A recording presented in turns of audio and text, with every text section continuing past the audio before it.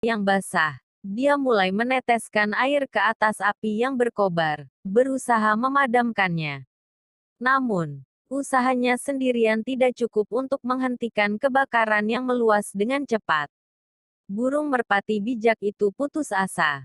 Namun, tiba-tiba dia mendengar suara cicit yang ajaib. Di antara semak-semak, muncullah keluarga tupai. Mereka membawa daun besar yang mereka basahi di sungai. Dengan